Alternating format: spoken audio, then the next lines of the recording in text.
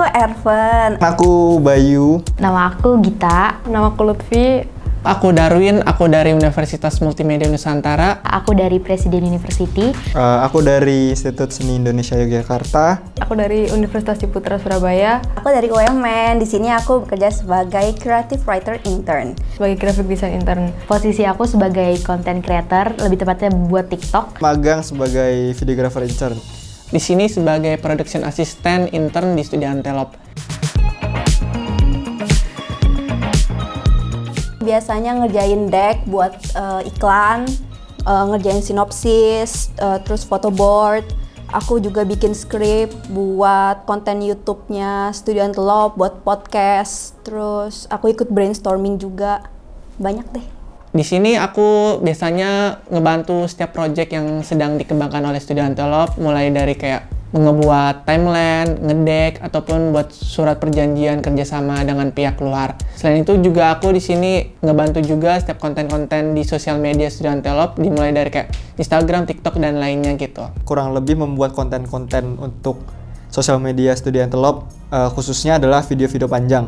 Contohnya adalah seperti podcast, ada talk show B-Movies juga, ada siasat sinema juga. Selain itu aku juga dilibatkan sebagai tim promosi dari series Chinlock. Nah, selain itu juga aku sempat dilibatkan dalam kegiatan development dan juga praproduksi untuk upcoming projectnya Studio Antelope, judulnya Harapan Gadis Harapan. Aku di situ mengambil data lapangan terkait dengan topik yang akan dibawakan di project Harapan Gadis Harapan. Aku bikin desain untuk berbagai keperluan konten untuk sosial medianya Antelope, mulai dari stiker bulanan yang ada di Instagram biasanya, terus promosi series Chinlock, sama thumbnail YouTube kayak podcast dan trailer gitu. Dan ada lagi sih, aku juga ngerjain beberapa key visual untuk beberapa project brand-brand tertentu. Selama magang itu aku kemarin udah sempet bantuin proyekan Chinlock buat promosinya. Jadi kayak aku bikin konten-konten bite size buat di-post di Instagram sama di TikTok, terus bikin konten mingguan buat TikToknya Antelope juga, sama di repost mirroring ke Instagram buat Reels.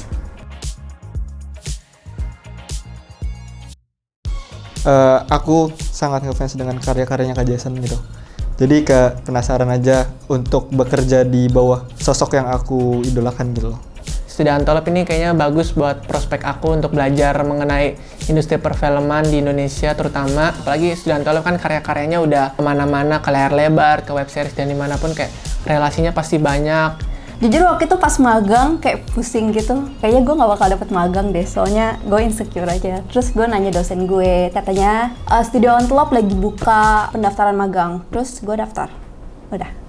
Jujur aja waktu itu karena aku ngelihat laporan magang kakak tingkatku, dan itu tuh kayak laporan magang dia tuh bagus banget, terus ada nama Studio Antelope, terus kayaknya aku baca-baca kayaknya seru juga nih magang di sini.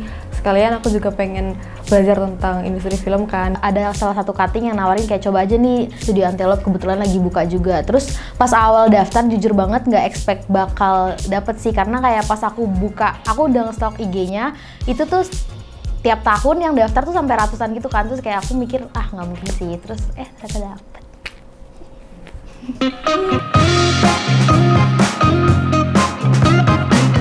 Kan aku kan ambil jurusan film di kampus dan selalu bikinnya tuh kalau nggak MV, film pendek. Nah aku tuh kayak pengen coba terjun kerja di proyek komersil sama buat konten-konten sosial media, dan aku mendapatkan itu semua di Studio Antelope.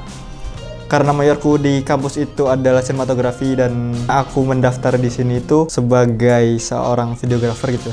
Dari situ aku berekspektasi gitu kan, mencoba mengkait-kaitkan antara jobku di sini dengan mayorku di kampus gitu kan.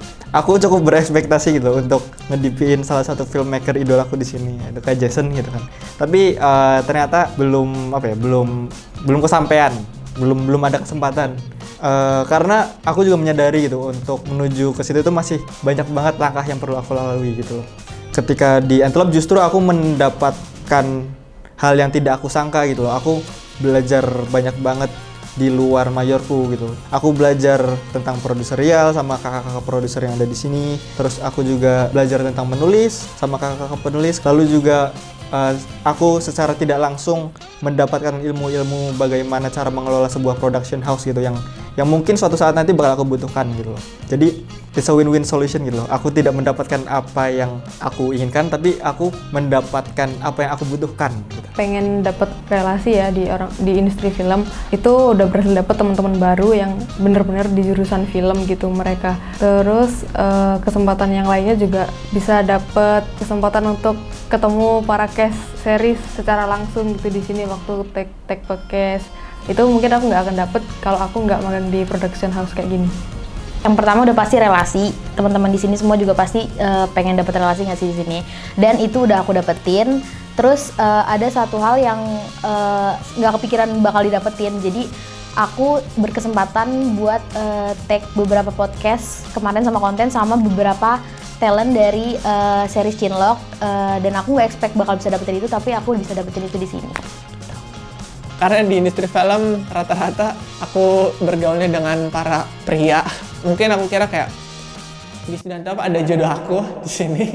Dan ternyata aku di Student Telop malah mendapatkan kepercayaan diri lagi bahwa memantapkan diri aku di departemen manajerial, terutama di produserial, karena cita-cita aku di industri ini pengen jadi produser sih. Jadi di Student Telop aku malah diyakinkan lagi bahwa kayaknya ini emang jalan ninjaku gitu di produserial.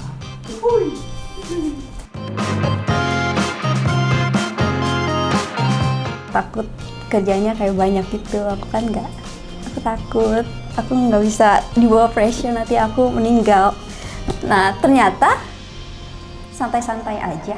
Aku tuh ekspektasinya kayak yang gedung gede, terus kayak karyawannya 100-an gitu, 150. Ternyata pas udah nyampe sini kayak yang bener-bener tempatnya kayak kantor yang kayak gemes gitu. Ya intimate gitu maksudnya. Dulu ngiranya Antelop tuh kayak budaya kerjanya tuh sangat hierarki. Tapi ternyata enggak sih, ternyata sangat inklusif gitu antara yang paling atas dan yang paling bawah gitu loh. Bahkan Kak Jason dan Kak Flo juga orangnya sangat down to earth sekali sama orang-orang yang magang gitu, sama anak-anak magang gitu loh.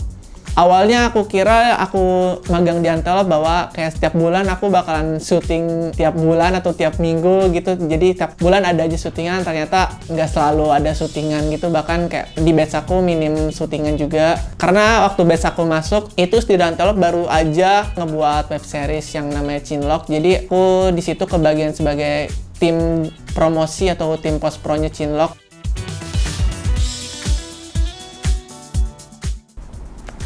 Nggak mau klasik sih jawabannya, tapi yang pasti bakal kangen banget main-main sama teman-teman di sini. Bakal kangen juga setiap pergi sama pulang naik TJ, dari yang masih terang sampai yang udah gelap naik TJ sendirian, terus gitu deh.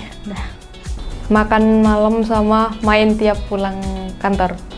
Itu sih yang pasti bakalan dikangenin setiap Senin. Yang bakal dikangenin adalah naik bus jurusan 10, jurusan PGC 2 ke Tanjung Priok.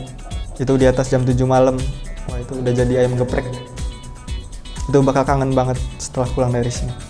Situasi dimana kita tuh awkward gitu, kayak lagi kerja tapi kita juga pengen bercanda. Dimana menurut aku itu momen yang kayak susah sih bagi aku, kayak membagi dimana kita harus fokus kerja, dimana kita harus fokus seneng-seneng. Dan di Antelop ini menurut aku orang-orangnya bisa membagi hal tersebut sih, jadi kayak keren banget menurut aku. Kayak jadi aku kangen situasi itu sih.